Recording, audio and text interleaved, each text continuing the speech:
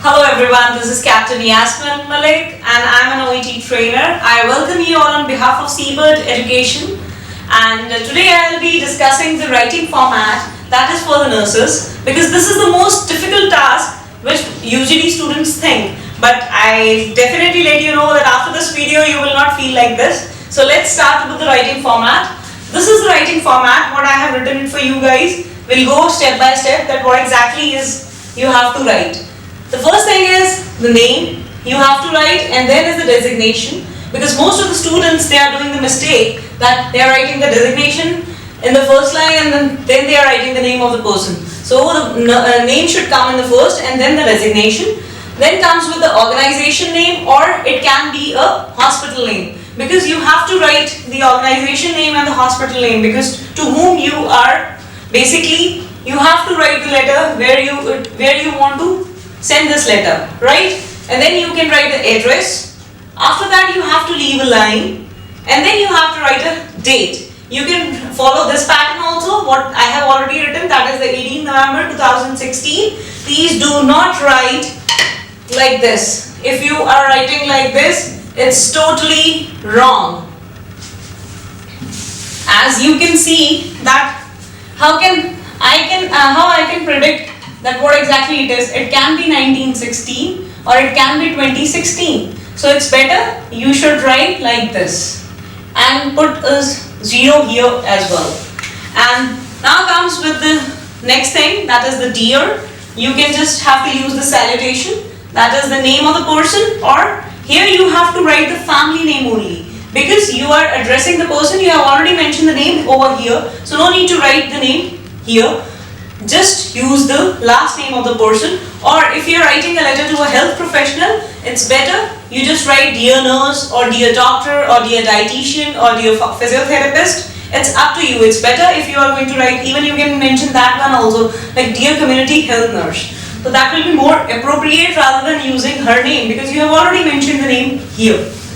And one more thing, some people write the date here as well as at this place. So it's better. It's up to you whether you want to mention the date here or here. You can just go ahead with any of the way. Now comes with the reference. And most of the students, they get confused that whether I should go with the RE with the capital words or with the small words. So it's better you just go with the smaller one. And you have to write the patient name and then your age, that is already mentioned here. Now comes with the main part, that is body paragraph.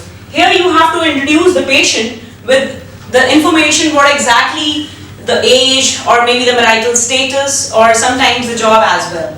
But main thing, you have to clear the reason for the admission, reason for the writing. Because if it is not clear, then definitely you will get penalized too. Because the thing is, if you are not clearing the things, then definitely it will affect your writing part. Now comes with the body part 2. And the thing is, you have to explain the relevant social history and the mass medical history, because that is most important thing. If you are going to explain rest of the things regarding the patient, like what is the current treatment, it is not required, because first you have to give the background, then only you can just introduce what exactly you have done in the hospital. Now comes with the third paragraph. You can just have to explain the current treatment or the relevant information, what exactly you have done. No need to explain each and everything, that most of the people, they are just writing exactly, okay, the sides were given and the chest physiotherapy was performed too early, because it has to be confirmed that exactly to whom you are writing a letter and what exactly the information you have to tell to the exact person. And then comes with the fourth thing, that is the discharge note or the request. Here you just have to outline the request. This paragraph should be in the lengthy form, because here you have to explain what exactly you want from that person to whom you are writing a letter. So that's why please focus on this point rather than focusing on the rest of the things, because most of the students, they keep on writing the information in the paragraph number 1, 2 and 3, and they are just missing with the fourth paragraph. They are not focusing on the fourth paragraph. This is the main paragraph, that what exactly you want from that person to whom you are writing.